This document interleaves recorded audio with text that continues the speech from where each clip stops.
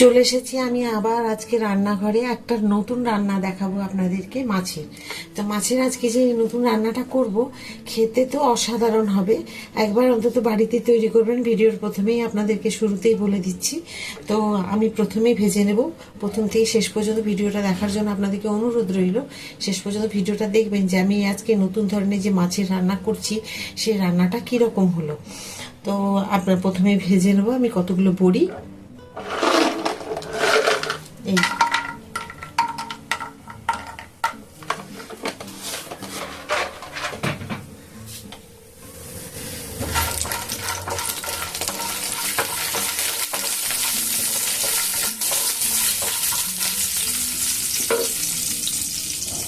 বড়িগুলো দেখুন খুব সুন্দর ভেজে নিয়েছি।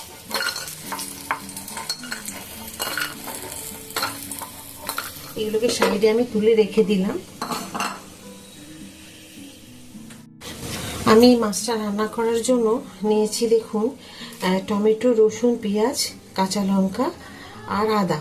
তো আপনার এখানে কাঁচা লঙ্কা আমি লাল লাল নিয়েছি, আপনারা চাইলে শুকনো লঙ্কা ব্যবহার করতে পারেন। তো এগুলোকে এখন আমি তেলে খুব ভালো করে ভেজে নেব।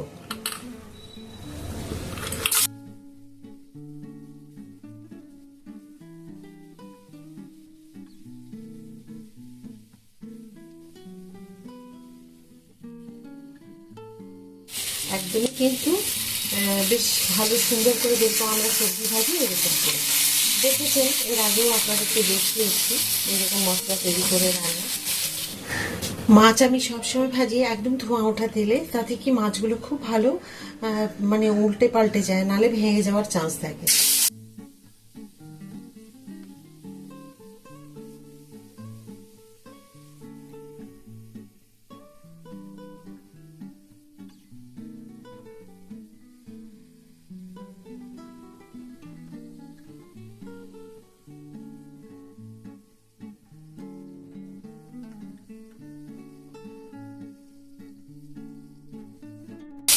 মাছ ভাজা আমার হয়ে গেছে। এখন দেখুন মাছগুলোকে আমি তুলে নেবো। আর মাছগুলো এরকমই লাল লাল করে আমরা ভেজে খাই। এইগুলো খুব সুন্দর দু পিস ভাজা, মানে দু সাইডটাই ভাজা হয়েছে।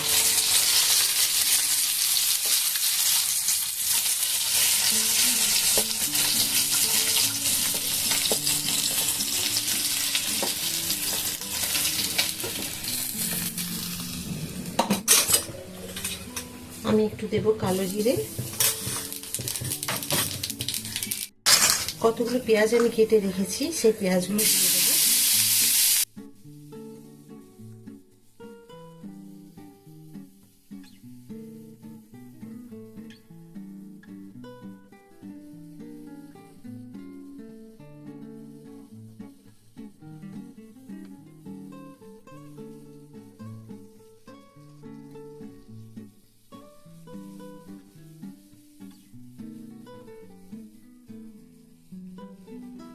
যাতে ক্যাপসিকামগুলো আর পেঁয়াজগুলো ভালো নরম হয়ে যায়, সেই জন্য দিয়ে দিলাম পরিমাণ মতো একটুখানি নুন। যে মশলাটা করেছিলাম সেই মশলাটা দিয়ে দেবো। যে মশলাটা তৈরি করেছিলাম সেটা আমি এখন দিয়ে দিলাম।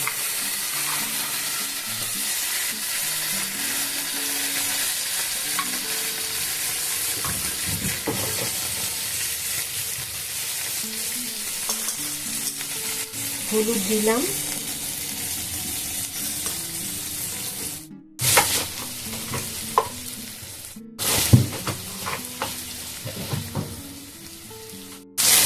জিরে, ধনে, হলুদ আর একটু 2 দানা মতো চিনি দিয়ে এবার আমি এগুলোকে সব ভালো করে অন্তত 2 মিনিট মিডিয়াম ফ্লেমে কষিয়ে নেব।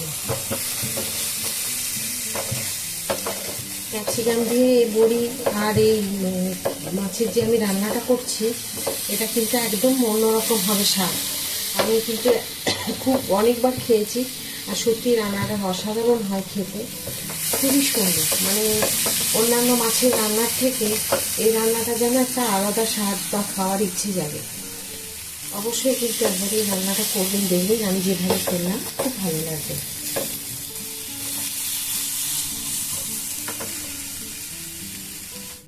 দেখুন আমার মানে মশলা কষানো হয়ে গেছে।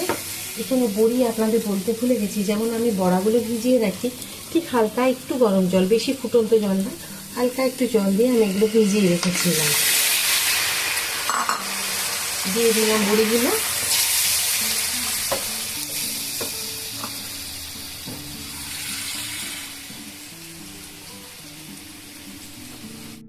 ঝোল ফুটে গেছে, এখন আমি মাছগুলো দিয়ে দেবো।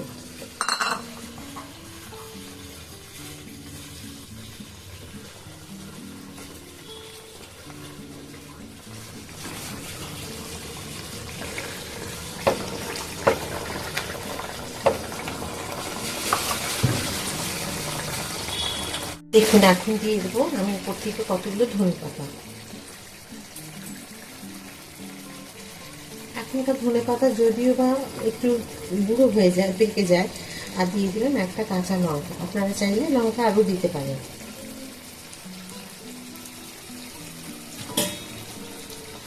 দেখুন আমার রান্না রেডি, একদম সুন্দরভাবে হয়ে গেছে। আশা করি আজকে ক্যাপসিকাম বড়ি মাছের যে আমি কালিয়া করলাম, তো সেটা আপনাদের সকলেরই খুব ভালো লেগেছে। আর শেষ পর্যন্ত ভিডিওটি দেখার জন্য আপনাদের অসংখ্য ধন্যবাদ। সবাই এইভাবেই আমার সাথে থাকবেন, পাশে থাকবেন। কেমন লাগলো অবশ্যই কিন্তু কমেন্ট করে জানাবেন। যদি ভালো লাগে একটা লাইক করে দেবেন। আর আবার বলবো, একবার অবশ্যই রান্না করে খেয়ে আমাকে জানাবেন কমেন্ট করে যে কেমন হয়েছিল। প্রচুরভাবে ভিডিওটা একটু শেয়ার করে দিন। আবার একটা নতুন ভিডিওতে নতুন রান্না নিয়ে আপনাদের সকলের কাছে আমি চলে আসবো। সবাই খুব ভালো থাকেন। নমস্কার। ঠিক এইরকম হবে। চলুন, হয়ে গেছে রান্না কমপ্লিট।